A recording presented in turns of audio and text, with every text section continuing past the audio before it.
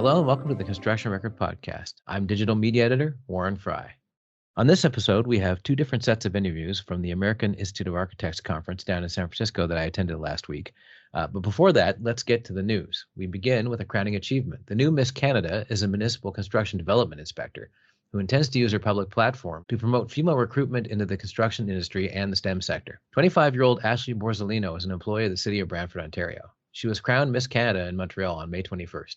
The graduate of Mohawk College's Civil Engineering Technology course had 2 work internships with the city of Hamilton and worked in the private sector before landing the position in Brantford a year ago.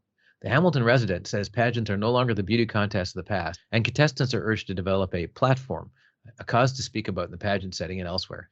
Since 2021, when Borzolino began pursuing pageant crowns, she has adopted the cause of occupational diversity, and given her immersion in the construction sector, it's evolved into more directly advocating for the promotion of the industry to women.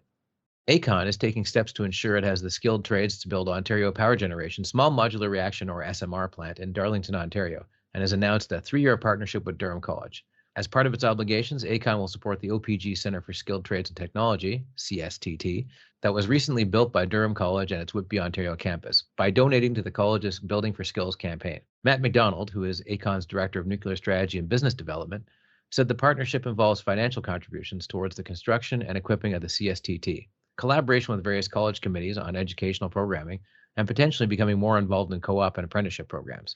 ACON is already involved in OPG's Darlington Nuclear Refurbishment Project, and the college serves as a pipeline to train workers for that major project and others ACON's involved in, as well as other regional projects such as retooling of the GM plant, McDonald said. On the breaking news front, a fire broke out at an Oakville site on Wednesday, destroying 10 homes under construction. There were no injuries, but the cause is under investigation. This comes just 2 months after a massive fire destroyed 71 housing units in Vaughan. And from the west, a historic partnership between 3 First Nations in British Columbia is planning a massive first-of-its-kind development for the Jericho lands and surrounding neighborhood in Vancouver. The project is led by the MST Development Corporation, which is a partnership between the Musqueam Nation, the Tsleil-Waututh Nation, and the Squamish Nation, along with the Canada Lands Company. The development aims to combine the scale of large city developments with natural connectivity. The 90-acre site sits between 4th and 8th Avenues in the West Point Grey neighborhood of Vancouver. 52 acres are jointly owned by MST and CLC, while MST is the sole owner of the remaining 38 acres. The current proposal would build as many as 13,000 new homes in the area, providing housing for potentially more than 26,000 new residents. But it's not without some opposition. A group called the Jericho Coalition was created to oppose the scale of the development, not the idea of the development itself. The group is advocating for the design to contain absolutely no high-rises and instead consist of low-to-the-ground mid-rise structures made entirely from mass timber and modular wood construction. As part of our Apprenticeship and Skills Training Feature Month theme, we take a look at the BCCA's Apprenticeship Services Program that pays eligible employers $5,000 for each first-year apprentice. The amount doubles if the apprentice self-identifies or is deemed to be part of an equity-deserving group. Since last fall, the BCCA has sent payments to more than 470 employers across the province, who have registered a total of approximately 700 apprentices. The program has registered apprentices in 33 trades. Most have been for carpenters, construction electricians, and plumbers. But Association President Chris Atchison states that there is still plenty of money left in the pot for employers to claim. Quote, "We've got at least that much more to disperse," he explains. "We are almost exactly halfway at what our goal is, so we've still got millions available to distribute. There's no concern about the money running out." And up next, here's an interview I had with Jean-Francois Gagnon, who is the design principal of Odea, a mixed-use 25-story development at the heart of Montreal that is both a mixed-use development and also a showcase for Cree culture as the local Cree are developing the project. Here's the interview.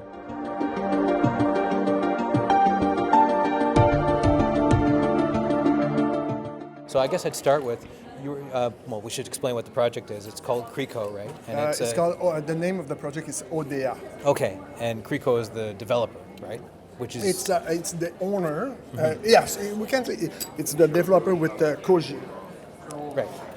The good way to say that, it's complex. We should say CREECO is the owner of the building. And so the building itself is 25 stories. 25 stories, yes. Some residential. It's sort of next door to a heritage thing that you have to kind of work around. Small, like what, 2-3 story brick building? It's a two stories, yeah, exactly. And it's inspired by Cree, not just Cree, but Indigenous sort of archetypes, I guess. Exactly. And so, but let's go dial back from that to the actual consultation process. You were talking about, and the fact you were working with, legendary architect Douglas Cardinal. He's your partner in this thing. And so you were saying that he was sort of an interface because one thing you all recognized is that you're all different and you're going to use that to your advantage. Sure. Yeah. Sure. Well, the design process was really interesting because, yes, we met Douglas Cardinal as a collaborator in the process, and Douglas helped us just to manage all decision making to go, let's say, fast in the process because we were really in a tight schedule to deliver the project. And all the process was really interesting. We went through vision session to find a way to have those design driver, as we can say, and bring a strong narrative in the project that will embed the aspiration, identity, the culture, symbol, and tradition of the indigenous people, the Cree community itself, in the project. So that was not an easy task to do, but the people were so interesting. It was for me. Meeting Douglas, meeting the Cree community and the people in the project was a great experience. Really thoughtful. It was.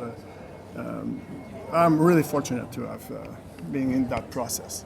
And I noticed when you're describing the project itself, there are many aspects, like for instance, thematic, but they also become actual physical parts of it, like the canoe. The best way I can describe it visually for the listeners is like the building kind of looks like the Flatiron, but with like sort of the inside of a canoe at the front of it. So Exactly. maybe you could explain how, and that also makes it a lead project because it lets a lot of air and light in. So anyway, you could explain how the design process came to be. Well, first, it was a vision that Douglas had in the beginning of the project, seeing a canoe shape going north on the Robert Bourassa Street that would stand out of the building.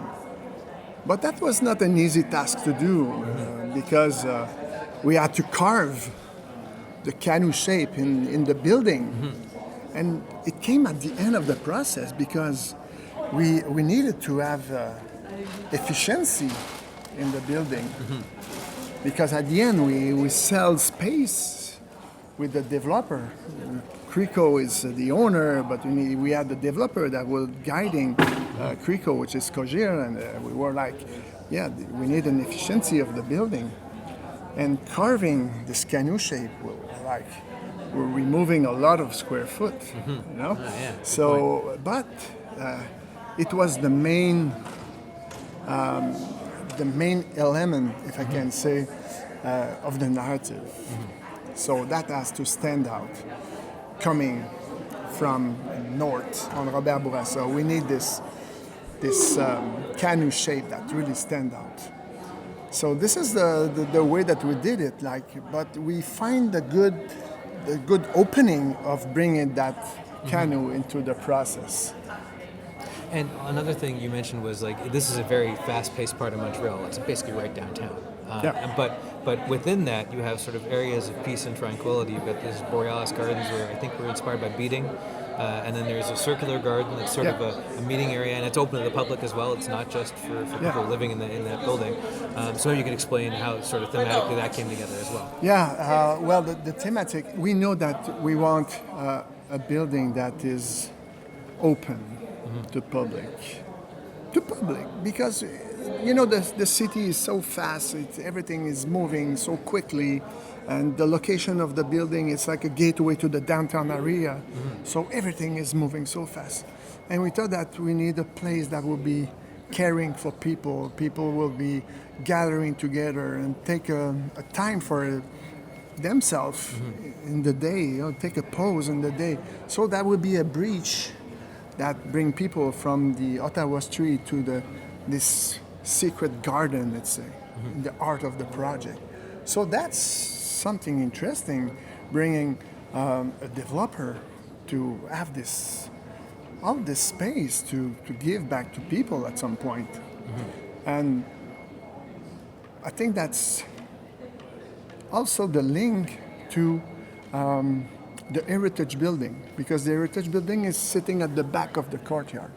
So it's kind of a reconciliation also with this courtyard, with the new building, the Heritage Building, and the people that will gather in that place. I think that's kind of a nice gesture at the art of the project as a reconciliation.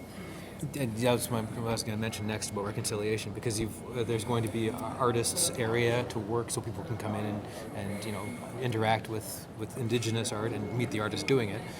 But also, just this whole project is sort of a attempt to kind of add to the reconciliation narrative. I think, yeah. Right? Exactly. I think that if we can understand our difference, bridging the gap, the project will be a success, because this is what it's translate at some point. Because at the beginning of the process, we didn't know each other. Mm-hmm. We didn't know that culture. And being together, listening to each other, I think that we evolve at some point. And by reducing this kind of difference in proximity, I think that's the purpose of the project at some point. And interestingly, I wouldn't say reconciliation as much as collaboration. Yeah. You said it's on Mohawk land, so yeah. The Cree went to the Mohawk and said, "Hey, can we do this thing?"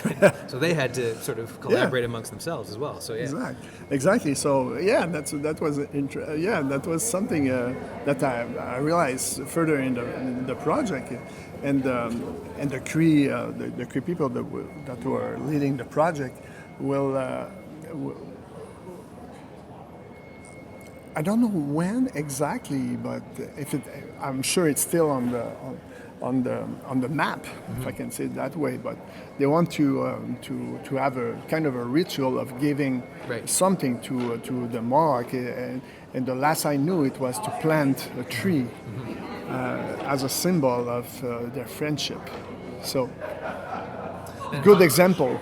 And finally, how far along is the project? Like, is it built? Or are you in the process of building it? We are building. We are pouring the 25th floor. So, all the concrete will be done. So next year it will be there. Okay. So it's built. Great. Thanks for joining us. Thank you. And up next, here's an interview with Jeffrey Rios and Michael Syracuse. They were working with New York University to completely refurbish a 100-year-old dormitory building that was running on a boiler system to completely decarbonize and electrify it and put in a new HVAC system, amongst other innovations.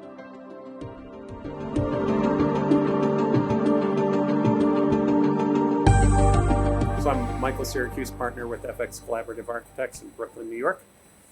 Jeffrey Rios with AKF Group Engineers, also based in New York. And I'll start with, you explained how this building, Rubin Hall, it's 100 years old, and 10 years previous to that, there was another one called Brittany Hall. Mm-hmm. And in those 10 years, even though these are both similar aged buildings, the way you sort of retrofit has completely changed. Mm-hmm. So maybe you could explain what some of the things you did on this building were, and how that differed from this other building that, 10 years ago is not that far back, right? But total change. I think 10 years ago, we were all thinking about sustainability and trying to do the best things that we could, and adding insulation to walls and specifying really efficient mechanical systems. But I think the urgency around the climate in the past few years has really pushed the industry and pushed clients into thinking really how to be the most responsible that they can in addressing these climate goals. And then when we look at institutional clients like NYU who have adopted sustainability goals, climate policies, they have to look at each project in terms of how are they going to meet those goals for their institution. And then overlays of, like in New York City, this local law 97 legislation that has really tipped the scales in terms of getting everyone to design more efficient buildings, think about climate goals, think about greenhouse gas emissions and limiting them, and either incentivizing them or penalizing poorly performing buildings really has bent the curve in terms of how these buildings have to be designed.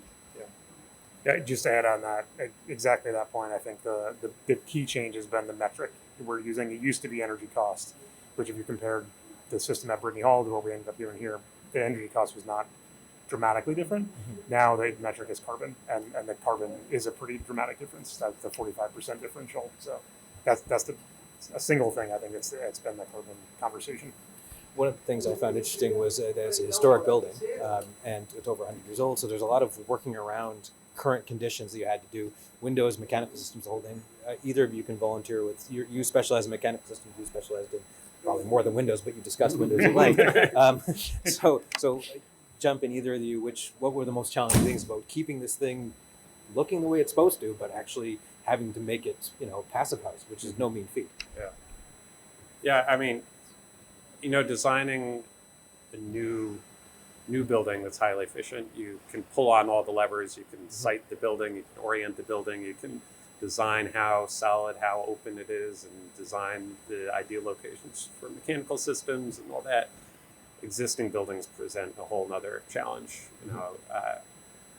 The windows size are the window size, the solid wall is the solid wall, and then when you work in a historic building that you want to preserve the way that it looks, to preserve the fabric of our city, doing that all from the interior presents a whole nother layer of challenges. And you have less levers that you can play with. You're working with those existing proportions of solid wall to window ratio. And then the windows trying to be, historically appropriate, but again, fitting into the sizes that the window openings are and meeting all the other performance criteria is really a challenge, and requires an integrated team to really figure that all out together. And with mechanical systems, you almost had kind of a blank slate in a way, because you said it was just a steam boiler, so you had a bunch of different choices. We had a blank slate for what we could do, but we had a very unblank slate to fit this stuff, right? So I mean, from our perspective, it's just simply fitting stuff that didn't exist before without changing what exists now, right? From a space perspective, I mean, that's really the challenge. I think, the way maybe think about anybody that's ever put in central air to a home that didn't have it before. You had to find a spot to put all the ductwork and where that all goes. We had to do that here. That's effectively what we had to do in a 100-year-old building that's has 650 students in it. So it's finding the spots for stuff. That's the challenge. And you mentioned during the presentation that you had the way this thing is set up. There's 3 beds, 3 desks, sort of. It's a dormitory, so it's fairly small. But the way it's set up is that the toilet units, there's sort of a space between them, between the different units, and that's where you worked out where to put the ventilation. Yeah. I mean, we were lucky enough to have that space to fit our ventilation air shaft. I think the existing condition has an air vent. It's a gravity fed sort of system that it allows some ventilation. We were able to use that for our network. But we were so fortunate on this project that we were able to use all of those existing shafts. Mm-hmm. If we had to put in new shafts, all of a sudden we would be losing beds, adding all sorts of structural costs, adding costs to the building, and we were just at the sweet spot of just being able to fit everything into those existing shafts. For sure. Yeah. And another thing you mentioned during the presentation was how we're building the envelope within, I guess is a good way to put it, because brickwork, it's taken a lot of abuse over 100 years from the outside world, right? Although in some ways, because of radiators, it wasn't. It was staying warm, so we had to worry about that as well, because those wouldn't be there anymore. Right. Yeah. I mean, that's key on these existing buildings is the exterior envelope has had a certain experience of weather over its 100-year life, and it's always been even on the coldest days in New York, it's always been a little bit warmed by that steam radiator blasting away. And all of a sudden, when we add that, envelope to the interior with all that insulation, all of a sudden that exterior has the potential to get much colder and experience different freeze-thaw cycling and might blow itself apart. So it really requires a fine tuning of how much insulation can you get in there to get the thermal performance you need, but not so much that brick is going to so radically change its experience and then have durability issues in its future life. And I guess finally, because it's under construction right now, where's the project at the moment? I think we're just started. Oh, okay. We're two weeks into construction, demolition. We're in the exploratory phase by with lead times being what they are, major mechanical equipment and windows are all on order and in the queue to get on site in the coming months. Okay, well, good luck with the project, guys. Thank you.